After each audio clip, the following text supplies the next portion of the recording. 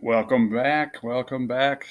So we just went over sort of deriving those derivatives of the 6 different trig functions. Doing sine and cosine, you'd use the definition of the derivative to work it out. And then based on those two, you could use basically quotient rules by rewriting like secant x, you could rewrite as 1 over cosine x. And you can do a quotient rule with 1 and cosine x and work out what that one is. So we have those 6 functions. Now we're going to take a look at an example here.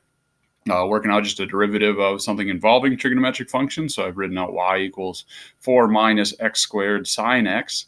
So I've got that sine x trig function. We've got x squared. That's one of our polynomial power functions like we were working with previously. So if we want to do our derivative of this, we got 4. That's just a constant. So the derivative of that part's going to be 0. But then we got this minus x squared sine x. And in this case, they're being multiplied. X squared times sine x. So we're going to have to do a product rule. I think I mentioned previously when we were doing product rules, they're sort of optional when you're just dealing with trigonometric, or when you're just dealing with polynomial functions. But now that we're mixing like polynomials and trig functions, you don't have any choice but to do them. So if I'm going to set up my my product rule here, I got a couple options. One is I could just do x squared and sine x. But what I think I would recommend when you've got that negative sign there, is to do negative x squared. Keep that as part of one of your 2 parts in the product rule.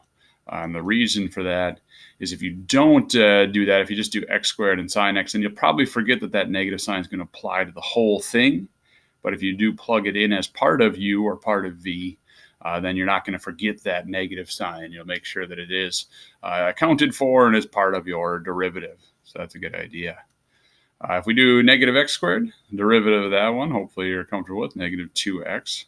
And the derivative of sine x, if you look back at your previous notes or you remember, the derivative of sine x is cosine x. And you're going to want to work on memorizing these various trigonometric functions as you go along. And we'll talk some more about some tricks later on how you can remember them, and they're not as scary as they might seem at first.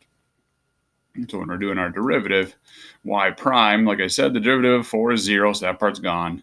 Then we're just doing our product rule. Our product rule is v du plus u dv. So it's a commutative, it's addition, doesn't really matter which order you put it in.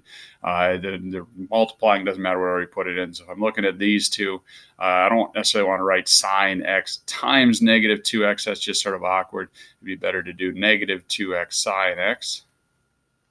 And then if I'm going to add my v or u dv, again, I could put cosine x times negative x squared, but having that negative x squared at the end is just sort of awkward. So I'd have negative x squared cosine x. And is there anything we can simplify?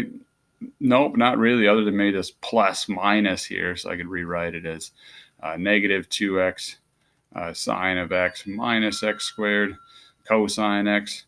And if you wanted to like factor out an x, factor out a negative sign, we could do something rewriting it to make it look a little bit like, let's see here, we pulled out a negative x from both terms. And if you wanted to have your higher power first, we could have x cosine x, and then it would be plus. Left over here would be 2 sine x. So you could write it like that. If you left it looking like this one up here, I'd be totally satisfied personally. This day, I would say that's just lazy if you left it like that. So anyway, these last 2 here, you could flip the order or whatever. But either one of those or something pretty much equivalent to those would be perfectly acceptable answers.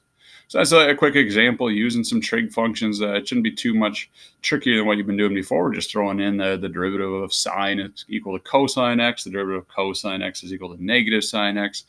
And then the other ones, like derivative of tangent is secant squared x. The derivative of cotangent is negative cosecant squared x. Our derivative of secant would be secant x tangent x. And our derivative of cosecant x would be negative cosecant x cotangent x. And you might have noticed as I was going through those, just saying them quickly, that they all sort of pair up to be like opposite reciprocals, not opposite reciprocals, but sort of opposite functions. Like sine gives you cosine, cosine gives you negative sine. They're sort of flipped there, etc. And if you look at each pair, they sort of all pair up like that. And that helps you to remember it. So there's some trig function stuff. It's good times. You should have an assignment probably to work on, some practice so you can get better and become a better human being and all that good stuff.